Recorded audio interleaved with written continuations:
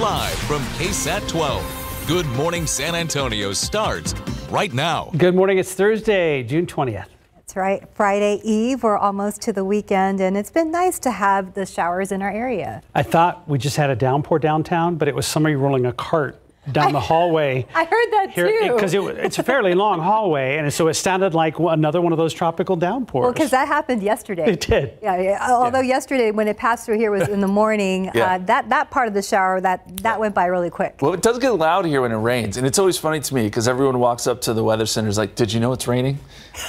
I've never heard anybody do that before in my life. Most of the time we know anyway.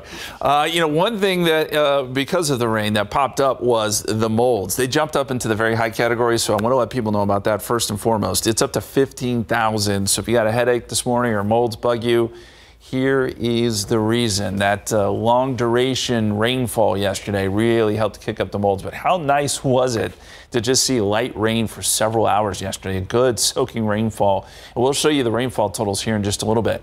As of right now, we've still got some showers tracking through. Everything's moving off to the west and northwest. So we'll continue to see some of these light showers from time to time today. And I think as we get some heating, if the sun tries to pop out a little bit, which I think it will, you'll see some of these downpours become a little bit more intense. But it's going to be hit or miss type stuff today, not like yesterday where it's a steady rainfall most of the day. Very quickly, Alberto has made landfall. It will weaken very quickly. Winds will begin to diminish, but not before, obviously, bringing quite a bit of rain to the Texas coast and the Mexican coast as well. Our futurecast, again, does show some of these spotty downpours continuing through the afternoon, even into the evening commute before a lot of this begins to diminish, and we'll head into a quieter forecast by the weekend. All right, let's head over to RJ now. Some wet roads, I'm guessing, out there. Any issues right now? Yeah, Justin. So real quick, I sit across from Justin, so I'm constantly telling him that it's raining. Yes, you are. Is it going to rain at my house, Justin? That's all I need. No. 90 at Couples Road, traffic moving along pretty well both directions there. As we mentioned earlier, Justin just talked about this. Saw some wet roads earlier, but fortunately no major delays or incidents due to those wet roads or some of that high water crossings that we saw over some of our tricky spots.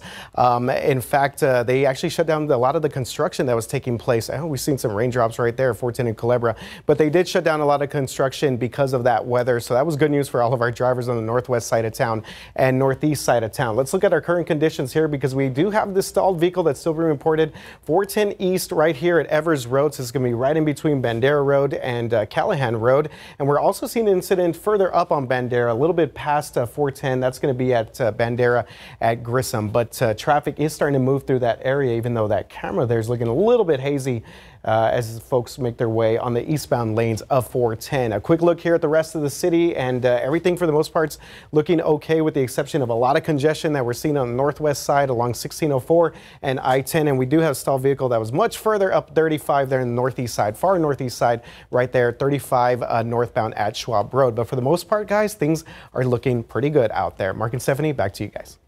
Thank you, RJ. Here's today's 9 at 9. SAW says they aren't seeing enough water conservation amid drought conditions, so they're proposing some new rules that include surcharges for heavy water users, different watering hours, and going after water wasters that don't live in the city limits. Those new rules are all up for debate this morning, and City Council will vote on them. Tropical storm Alberto is making landfall in Mexico, slamming the southwestern Gulf Coast with heavy rainfall and flooding. The first named storm of the hurricane season is bringing nearly 10 inches of rain, gusty winds, and isolated tornado threats to parts of South Texas. Storm surge topped 4 feet south of Galveston Island. Supreme Court justices due to go on summer recess in a matter of days and not return until October. In the meantime, the White House is bracing for a Supreme Court ruling on another historic case on abortion. This one focuses on whether federal law to provide emergency care can override state abortion bans. The High Court's decision could yield the most significant ruling on abortion since the Roe reversal 2 years ago. As the Pentagon faces military recruitment challenges, Congress is considering legislation that would change the Selective Services system. One proposal would automatically register men for the draft when they turn 18. The other proposal would require women to register for the draft. The U.S. military has not activated a draft in more than 50 years. Mortgage rates are slipping. For the first time since March, the average rate for a 30-year fixed-rate mortgage dropped just below 7%, according to the Mortgage Bankers Association. That helped convince more buyers to jump in with applications increasing. The Federal Reserve has hinted at an interest rate cut later this year. Drivers could also be getting a break. One economist thinks gasoline prices will buck the normal summer trend and continue to go down ahead of the 4th of July weekend. The national average is $3.44 a gallon, and he says strong supply and easing demand could drop prices another 35 cents or so. AT&T is raising prices on their old unlimited plans. In August, customers can expect to see their bills jump by $10 to $20 a month, depending on how many lines you have. Some people might be able to save money by ditching their old plans and switching over to one of AT&T's newer unlimited plans. Southwest Airlines is celebrating its birthday with a special gift for travelers. The carrier has $53 airfares in honor of its 53rd year in operation. The one-way tickets include trips to Hawaii, Puerto Rico, and some international locations. However, this deal is only available on certain dates, and you'll have to act quickly because the promo ends just before midnight today. A new festival coming to the Alamo City later this year. The inaugural Rise Music Festival will be held on October 12th at the ESPY near St. Paul Square. It will showcase local talent, and the indie rock band King's Kaleidoscope will be the headliner. The festival will also include a lineup of different genres such as hip-hop. Tickets go on sale tomorrow morning. You can read this full story on KSAT.com. And that is today's 9 at 9. In your other morning headlines, there is some controversy surrounding one of the venues for some Olympic swimming events in Paris. Hint, Mark Cuban would be really upset. Plus, today we are bringing attention to the importance of swimming lessons, and a monolith is proving to be a hard-to-find shiny object outside of Vegas. David Sears is here with your morning headlines. Everything in Vegas is shiny objects, so I can see why it'd be hard to find this, although it's kind of sitting on a little hilltop by itself. We'll have that for you in just a second. Let's start with this. Hey, think about Olympic swimming events in the San Antonio River, right downtown. If you were an Olympic swimmer, would you dive in? All right, so now let's go to the River Seine in France. It flows right through Paris. Oh, there's controversy. You knew there's going to be some controversy over the Olympics. There are several swimming events taking place in the river, some open water events, some triathlon events. But here's the problem. It has been such a dirty river. Swimming in the Seine has been banned for over 100 years because of the poor quality, the water quality. Paris spent more than $1 billion over the years to clean up the river. Some swimmers like USA's Ivan Puskovic, not too sure about swimming in this river. At the end of the day, it's the Olympics, and the safety of the athletes has to come first. It's definitely a big point of anxiety for me, especially since this is my first games. The Seine is iconic, and it would be amazing to say that I was one of the first people to swim in it after such a long time. But I would rather compete at the Olympics and have it be in a place that isn't the Seine than not be able to compete at all because the Seine was the only option. That doesn't look clean, does it? Just from those pictures? All right, so a company has been testing the water every day over the last, few months, I guess. Quality is still not good. Even the mayor of Paris is going to swim in the river to prove how clean it was. But the swim got canceled because the water quality was poor. The other problem, they don't have a plan B right now. So you can be somebody trying to figure out that plan B part, and you could probably do very well. They'd probably pay you a lot of money to figure out a plan B, maybe. All right, speaking of swimming back here at home, today is a huge day when it comes to swimming lessons, something every parent or guardian should do for their kids, swim lessons, and even for themselves. Today is the 50th anniversary of the world's largest swimming lessons. Pool facilities all over the world are participating, even here in San Antonio. There are free lessons today for kids from 4 and up, from 10 this morning to 11 this morning. Check out the list of pools participating on our website. Research shows that formal swimming lessons can reduce the risk of drowning by up to 88% among children in the age group of 1 to 4. More drownings happen in June than any other month of the year. Swim lessons, mom and dad, swim lessons. All right, it is a bright and shiny object, and it's catching a lot of attention. That is a monolith, not on some ancient grounds. It's on a hillside outside of Las Vegas. It means more hikers are on the search for the shiny statue. The statue actually discovered by the Las Vegas Police Department Search and Rescue Team. The problem for civilian hikers, the monolith is apparently pretty hard to find. I walked for about an hour and 45 minutes all the way up to the tower up there. So yeah, I'm pretty beat, but I mean, I saw some other people say that the monolith might be a bit more closer down over there, but maybe I'll come back tomorrow and look a bit harder. I guess that's why the search and rescue team get paid and are paid professionals, because they can find it, but just normal people. So, but a lot of people are going to be looking for that thing. Oh, sure. They even kind of identified an area of where it was. I don't know why. I guess because it's reflective, you can't tell if it's really there or not. It'll be found.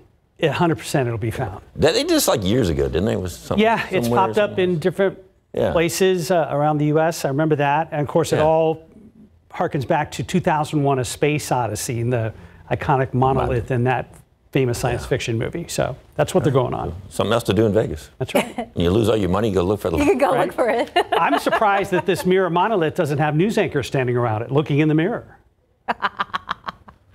David. He's out. 9:08, 77 degrees, still ahead on GMSA at 9. A new KSAT Explains episode dives into the unknown surrounding the work of the Bexar County Medical Examiner's Office, including a giant challenge they face identifying bodies when there are no real clues about who they are. So stay tuned for that story. But first, good morning. We're taking you here to this special summer camp here. Students are inspiring each other through music and fostering their creative expression, all the skills they are learning, and a special performance for you coming up next.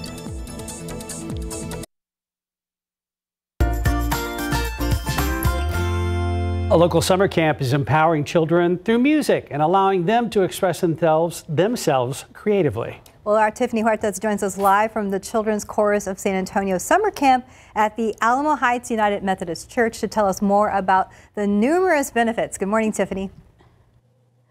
Good morning. This is a first. I come into the camp and all the students want to talk on camera. That's a first for us, but that's the excitement you feel when you come to the summer camp. But they have a very busy schedule. Check it out. This is today's schedule. All the campers here are not only learning essential music skills, but they're also building confidence and social skills. We have two special people here with us this morning. We have Carolyn with the summer music camp, and also we have Halen, and we're going to talk to her in just a moment. But first, let's talk about what are some of the different music genres that you all are focusing on this summer. Yeah, we're singing lots of different genres. We're singing some African choral music from multiple countries. We're also singing some songs from a couple of movie musicals, Newsies and Willy Wonka and the Chocolate Factory. Oh, yes, and we're singing a Spanish traditional carol, De Colores. You've seen the transformation just in a few days. How has it been with the students here? Well, the first day they were so quiet and everyone was a little bit timid. But not today. Yeah, not today. We opened up really fast and we've been exploring lots of things about music, vocabulary, singing, instruments, movement. We've been doing so many things. How do you think that this is going to impact them for the rest of their lives? Well, I think it's helping to build confidence. It's definitely helping to build social skills. And it's much more than just learning notes and rhythms. It's about teamwork. It's about doing something that might be hard at first and learning to overcome that. Perfect. And then what is your favorite part of this camp so far?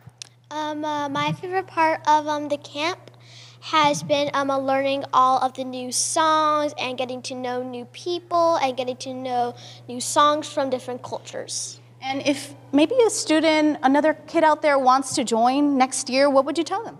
I would tell them that it would be a great idea and that everybody here is so nice and welcoming. And if you feel timid at first, don't worry. Dr. Cruz, Mrs. Riley, and all of the other teachers are very welcoming. I love that. Oh, well, we want to hear all of this, all the practice. Can we take a sneak peek? Let's do it. Okay.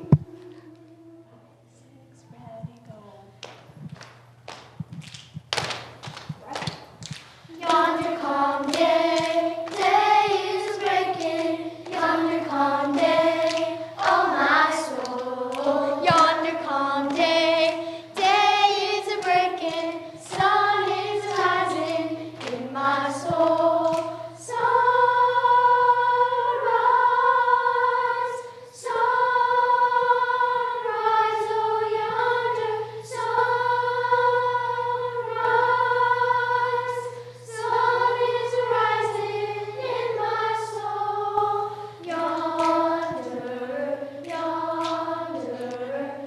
Isn't that so beautiful? Well, actually, we're going to talk to one of the former participants of this camp that she is now admitted to one of the best schools in the country for music, and we'll bring you that story coming up on the noon show. Wasn't that wonderful? Oh, Tiffany, we needed that Very little ray of impressed. sunshine today. Thank you. Love it. Tell them great job. Very well spoken as well. Tiffany's in mama mode there. Aw, Yes, she So was. proud. Yeah. Love it. Love it. Well, it's a great day here. Will we see any sun later on today? I know that's a typical question this time of year. I hope not. Well, I think we'll see some, but it could actually help us because if we see some sun, it destabilizes the atmosphere and we'll get some more of these pop-up downpours. We're already seeing some around downtown. I was looking at some of the TransGuide cameras and the roads are wet in spots. So let's first, though, take a real quick look at the rainfall yesterday. This is over the last 24 hours. We picked up 0.79 in San Antonio. And yes, I know a lot of people are saying that's not enough. We wanted more. I get it. But at least it was a soaking rain. It lasted for a while. And there were some bigger numbers down around Beeville and Corpus Christi. Thankfully, we did not deal with a whole lot of flooding. This was just widespread soaking rain. And honestly, that's what we've been waiting for. And we may get a little bit more today if you're hoping to add to your rain gauge. Here's a look at the authority radar. And we've got these passing showers coming through downtown. Let me take a little closer look here at what is moving through San Antonio. Right around Leon Valley, getting a good downpour there. That's going to move on along 410 Bandera.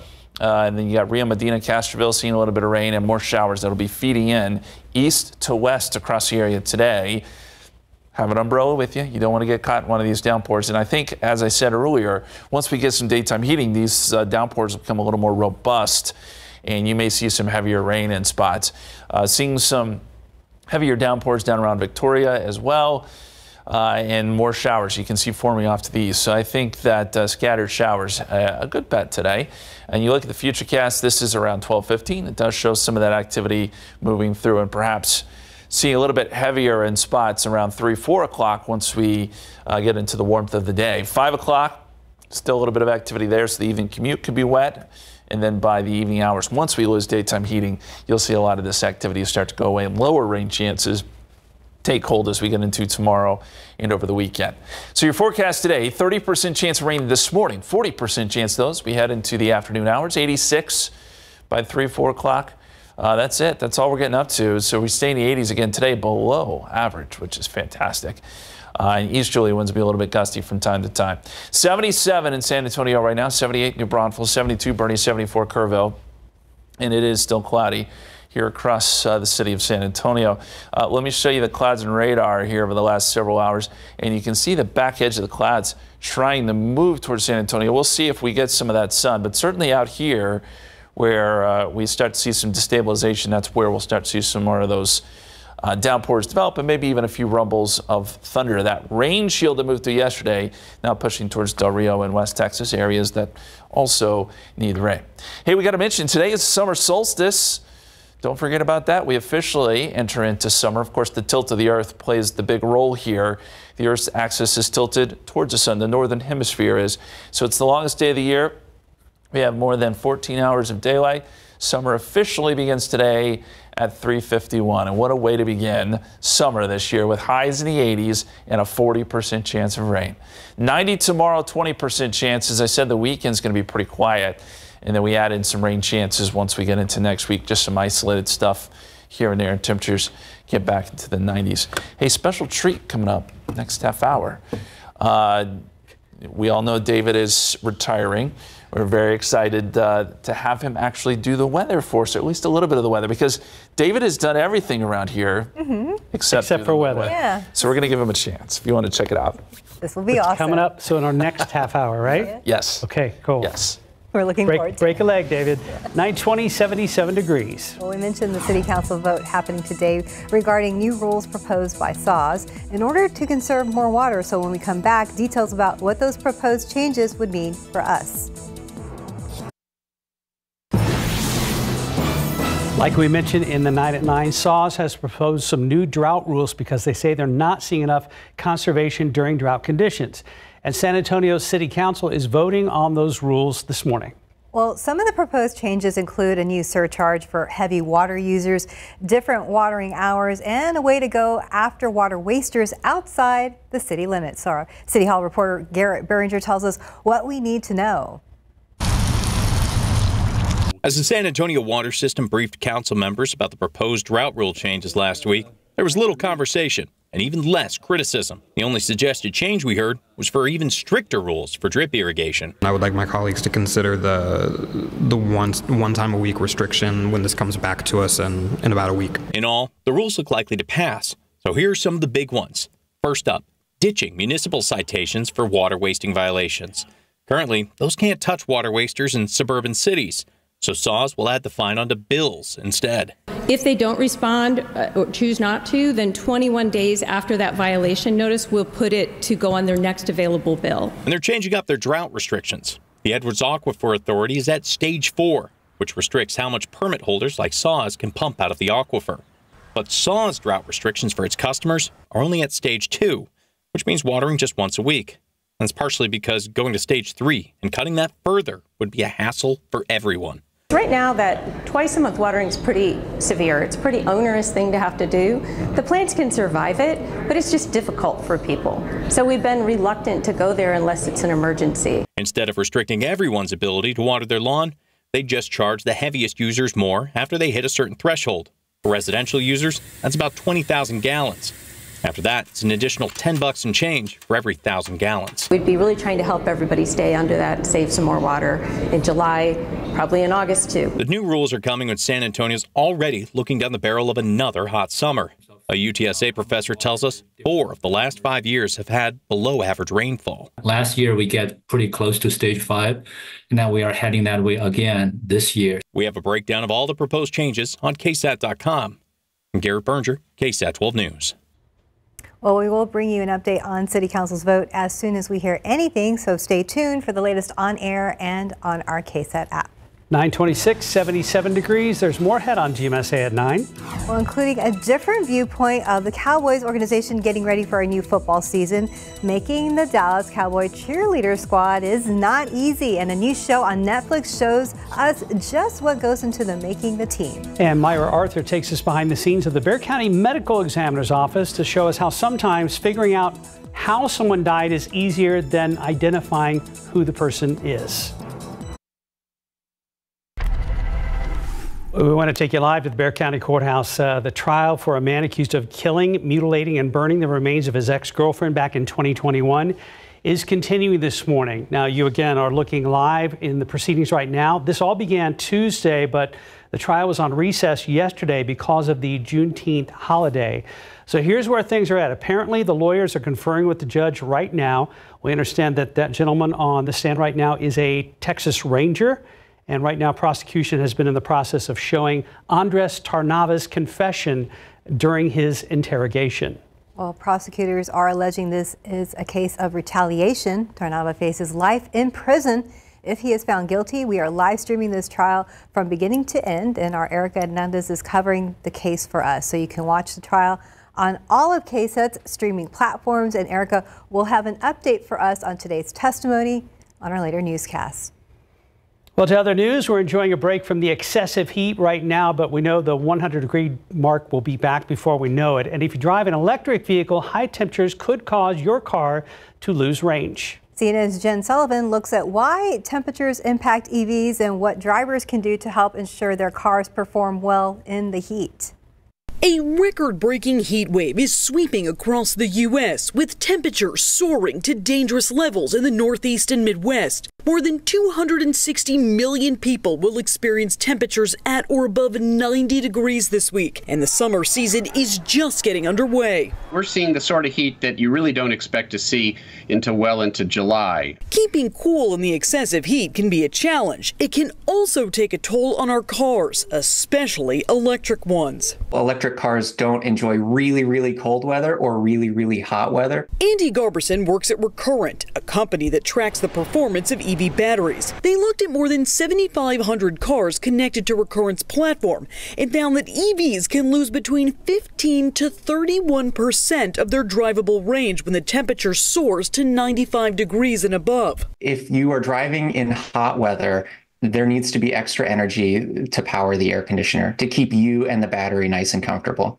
EV owners can take steps to make sure their car performs better in the heat, such as never letting the charge drop extremely low, parking in the shade or in a garage. Greg Brennan with AAA found out firsthand what can happen when you park your car in the summer sun. He says his car's battery lost nearly 20% of its charge due to the heat. It happened because the car was probably 140 degrees inside from the temperature, and the car is literally using the energy out of the battery to keep that battery cool. For Consumer Watch, I'm Jen Sullivan. Back outside with live cam, 77 degrees out at the airport, plenty of clouds out there. And Justin was teasing earlier, special treat ahead. KSAT's journeyman David Sears has done everything at KSAT except for weather, as you said. Yeah, we're going to put him to work. Woohoo! And he's pretty confident about this forecast, I think. So yeah, he is. Look Stay at that. tuned. This will be good. Let's take a look at our KSAT Connect. This is a great picture here from South Bexar County, where we picked up about 1.5 inches, it looks like. Man, we'll take that. That was good. And as I said, the bonus to yesterday that it was a long-term soaking rain. It never got terribly heavy, but just to have a soaking rain most of the day is going to do wonders for the lawn and plants and everything else. So we appreciate that, Lance. Thanks for sending that in. And there's a look at the radar, starting to get a little more active. We've got some showers already working through San Antonio, and I think we'll start to see a few more downpours as we head into the afternoon with showers and maybe even a few thunderstorms developing off to the east of San Antonio. Everything's going to move east to west across the area today. And as we look at the clouds, with the satellite picture, you can see, yes, we do have some breaks out near Howardsville and Victoria. So that's going to lend itself to some more destabilization. And I think you'll start to see some of these downpours become a little more numerous late in the day. So we're going to up our rain chances after lunch to 40%. With the clouds and that chance for rain, we're only going to make it up to about 86 or so. And notice the winds will be out of the east anywhere from 10 to 15 miles per hour. 30% chance for rain tonight, and then rain chances really drop off tomorrow and into the weekend.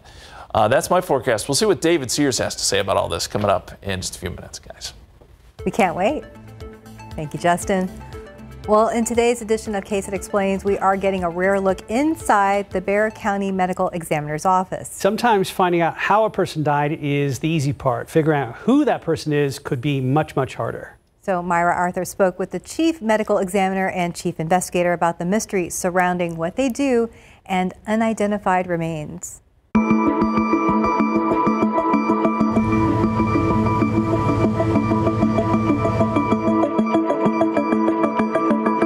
You're the last physician that a patient's going to see. Dr. Kimberly Molina deals with death, but that's not how she would describe this job. I would say we actually do what we do for the living, which I think a lot of people don't understand. The living, those left behind and left with questions. But there are often questions about what happens here. What does it mean when someone dies and ends up in the care of the medical examiner's office? The most common preconception that people have is that if someone comes to our office, if the death falls under our jurisdiction, they think immediately, oh, they think someone killed them, that it's a homicide, that all we do here are homicides. And we do homicides here, that is our jurisdiction.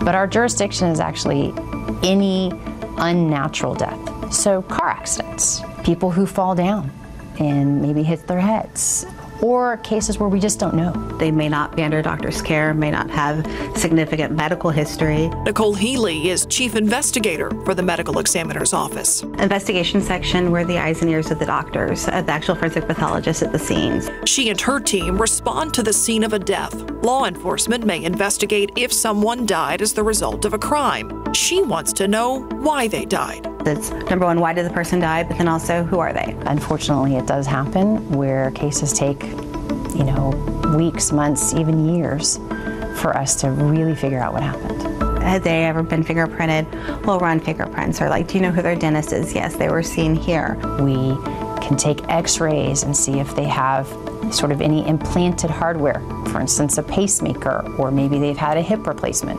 and try to track people down that way. We can actually contact the manufacturer of these devices and ask them to assist us as to what hospital did you send this to? What date was it manufactured? What date was it implanted? People sometimes will have tattoos that will say who they are, at least give us family members. What happens if you hit a dead end, if none of those options work? Currently working probably 20 active cases within the past 10 years. 20 people whose names the medical examiner's office does not know, but is still working to find out. So they turn to the internet. On May 29th, 2021, the body of an unidentified man was discovered in the 8,900 block of Mission Road in San Antonio. The medical examiner's office redesigned its website highlighting those unidentified cases, sharing what is known about the person. He was 5 foot 8 inches tall and weighed about 140 pounds. He had a tattoo on his upper left arm showing a flag, heart, and a ribbon. This is another tool in our toolbox that we didn't have 20 years ago, right? 10 years ago. Now we have it, let's use it. Each case includes a forensic sketch of what it's believed that person looked like. These forensic artists are not necessarily looking at a face when they are drawing these sketches. They have to put together details that may not be there.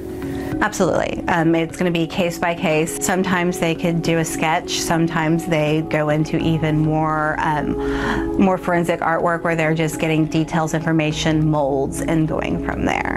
It's those unidentified cases that so often stick with this team. Even if you have the cause and manner of death, even if you could provide closure to family, you don't even have the family to provide the closure to. An extraordinary effort to identify remains when 53 migrants died after being trapped in the back of a sweltering 18-wheeler. The medical examiner's office worked with consulates from Mexico, Honduras, and Guatemala to identify those who passed. And just a month before that, the horrific shooting at Robb Elementary in Uvalde. The Bexar County Medical Examiner's office again was tasked with responding in the aftermath of that tragedy. Doctors from other parts of the state were called in to help. When people come into our care, there's not a choice, right? The families don't actually have a choice. There's some part of the mandate, the legal mandate, that has brought them into our care.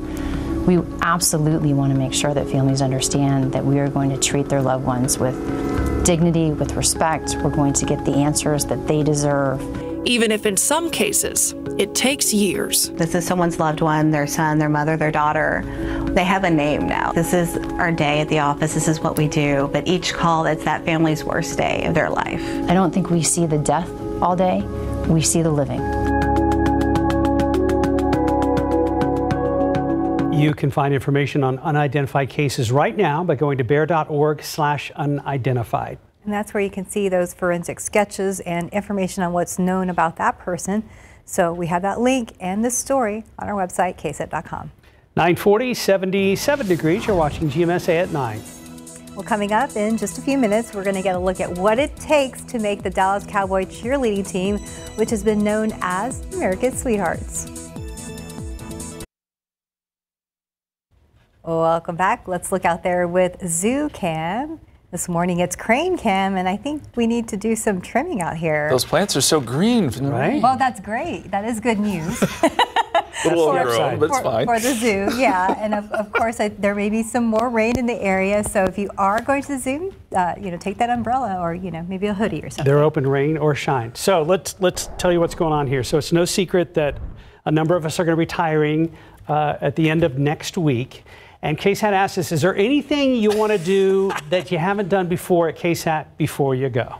They wouldn't let me fly the helicopter when we had it. They wouldn't let me do that. I don't know why. Probably for the best. I got to drive a live truck way back when. Right. But I'd never, ever got to stand in front of the green wall and do a weather forecast. So this is history right here. I hold in my hand the magic wand. So what kind of training went into this, Justin? About 2 minutes worth of going through the... Listen, David's a professional. Yes, he is. And he can do just about anything. So I have no doubt he's going to excel at this. So with that in mind... All right, you ready? Yeah, we're ready. Right. Let's crank it up. So we're going to start with the radar, right? There is the radar. Over there to the left, way out there near Rock Springs and Brackettville, that's kind of what was left over from the storm that came through. And what great rain we had yesterday. Just kind of like moved slowly across San Antonio and South Texas, dropped a lot of rain. You saw one of the rain gauges on our KSAT Connect photo that we had. It was what, 1.5 inches? All right, so don't dump your rain gauge yet. Don't do it. Let's see, because this is all still remnants of that storm. And you can see we've got some storms coming through San Antonio and South Texas. Medina Lake, boy, does that lake need it. They can just sit right over that lake for like an hour and a half and see if we can get some rain in that lake, along with Canyon Lake as well. But you see some of these storms moving through the area right now. So don't get rid of your umbrella. Keep your umbrella handy. You're going to need it. All right, so let's check on some current temperatures. San Antonio, we're at a cool 77 degrees, although it is pretty humid at 94%. New Braunfels, 78. Look at this. Down here in Kerrville, 75 degrees. Do you need a jacket? Nah, maybe. It's cool. It's a cool 75. It's a cool 75. It's fun. That 100% there in Bernie. You're doing great, Dave. All right, so let's check out your temperatures right now. About 9:45, 79 right here downtown San Antonio, 79 up there in New Braunfels, 79 in Austin. Look at this, cool Ozona at 70 degrees. And then I guess the hot spot would be right there in Beeville at 83 degrees. So we're still in the 70s and 80s all over San Antonio and South Texas. So it's pretty pleasant out there. Of course, the humidity will get you when you walk outside, but other than that, the temperatures are still in pretty good shape for it right now. All right, here's our future cast. We still got some rain coming through the areas. You can see, now remember, this is not exactly where this rain is going to fall. These are just future cast, future estimates. Around 12:15 today, man, we've got some. I love this. Okay, keep going. We've got some thunderstorms coming through San Antonio, Pleasanton, down south. A lot of the stuff is going to stay down south, as you can see. We got kind of ripped off yesterday up there in the hill country. To be perfectly honest with you, I got an inch of rain, so that was all I got. So, but you know what? I'll take it. I'll take it because I can only mow, or I can only water every 2 weeks. So yesterday was like a water day, so it worked out. So then at 3 o'clock, we still got some of those storms coming through. You can see we got a few more at 3 o'clock because we're going to have some heating during the day. Although it's going to be cloudy, we're still going to have some heating, and that atmosphere is just messed up. It's just all over the place. So that's going to create some showers for us. So, and then at 4 o'clock, 5 o'clock, right in there, we still have a lot of showers all through this corridor here, I-35 down through San Antonio. You got still some out there in Rock Springs and the area. But look what happens about 7 o'clock, starts clearing out. So you can see the clouds are moving out. You can see all the storms are moving out. So things are going to start clearing up. And then tomorrow, we still got a little bit of chance of rain. Well, later on tonight, 10 o'clock. Not too much. A little bitty bit right in there. But hopefully, most of us, or all of us, will see a few more showers throughout the day today and on into the night. And then look what happens. After all this rain goes, well, first off, let's check on the temperatures for today. So right now, we're around 78, 10 o'clock, 80, 82, 84. And then look what happens right there at 1 p.m. We talked about those showers, showed them on the radar. That's the future cast, 40%. So we're going from 30 to 40% this afternoon. And then we're going to stay around 40% throughout the day. And then 86 is going to be our high today. Nice, pleasant day. More showers. Tomorrow we're back up to 90. Saturday we're at 93. No rain in the forecast, but a few clouds. And then look what happens when you hit the 7-day. Boom. What do you not see on that 7-day? 100 degrees. No triple digits. Man, y'all are on top of it. No triple digits. So there you go. So in the mid-90s. We're in the middle of June and it's in the mid-90s. Take a bow. David, so impressive. That was well done. I have been watching him do the weather. For 12 years we've been together. We started the Saturday morning show together back in, has it been 12 years? Something like that. 2012 we started the morning show on Saturdays. Well, so David, we have been together this whole time. So yes, I learned. And very well. I was about to say I've learned so much from you working with you. I think you are the true professional. And I'm going to be off next week, and next week's your last week. So one of the reasons we're doing it today, and you're you're going to be off tomorrow. So this is kind of the last day we're going to work together. Oh, we got to hug it out. You know, the only sad thing is, through that whole weather forecast, there was not one polar vortex. I told you. That is my favorite weather phrase. I was waiting. Polar vortex. We didn't have one. I was waiting for you just to say it, David. When winter comes, can I come back? You can. That's do a right. polar vortex? I think you should. Come back for the winter season. I tell you what, you have grown tremendously over the years, and it has been a pleasure being with you for these last, like I said, since 2012. We started together, and this guy has really blossomed into a fantastic forecaster. He knows his stuff. Yes. And that's why I was able to do what I did, because I've been watching him through all these years. He knows his stuff, and he's a great guy. He's got a great family, and I'm gonna miss the 9 o'clock show. This has been, I've been able to do a lot of different things, like like that. And this is a great show, and y'all are great. Been a fantastic. Same. But we're going to be here next week, so Yeah. hold the tears till next week. Yeah. You can start crying. Well, great guy right here. Great guy. Got a beautiful future. Great job, Dave. All right, Yes, thanks. I have some video. Oh. I'll show you right now. Okay. Yeah. 10 till 10, 77 degrees. We'll be right back.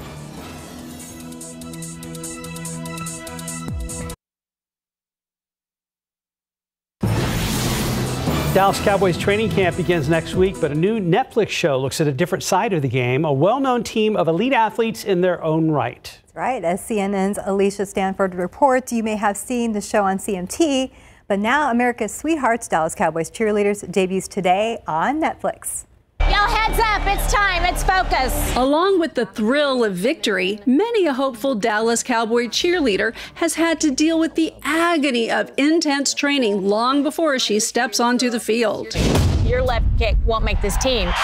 America's Sweethearts, Dallas Cowboy cheerleaders takes fans and would-be future dancers behind the scenes of the grueling preparation the women must endure for the opportunity to suit up on the squad. I think the jump splits take their toll. I've looked up to the Dallas Cowboys cheerleaders for as long as I can remember, and I never even really expected to make it onto this team, so it's just been really special to even get to be here. This is not the DCC's first rodeo when it comes to being in a reality show.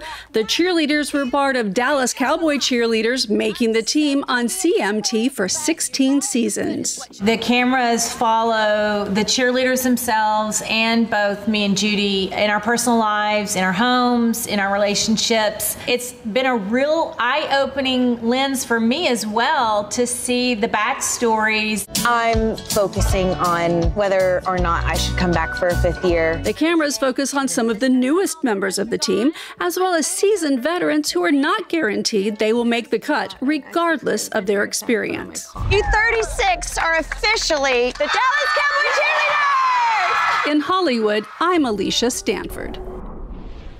All right, one last look at radar. We do have some downpours starting to develop. One up there on the north side that will move in around Leon Springs here shortly. That's about to cross I-10. It's right around Camp Bullis. Otherwise, some stuff around Medina Lake. Also noticing that the downpour northwest of Hondo. Expect more and more downpours as the day wears on. About a 40% chance of scattered rain. I think the sun pops out today too, so 86 and humid. 90 tomorrow, drier weekend. And then we add in some small rain chances coming up next week as well. But we'll be keeping an eye on the radar. And let me just say, David did a fantastic job doing the weather today. I'm going to try to post that. I'm sure you guys will do this too. Post it on social media if you didn't get a chance to check it out. Yes, we are for sure. I already have viewers who are sending me messages. Wow, David did great. David did he great. Really did. He's a talented guy. Yeah, but we had no doubt for sure. We did. Yeah. Thank you. Thank you for Justin. Thank you for joining us. All of that. Have a good one.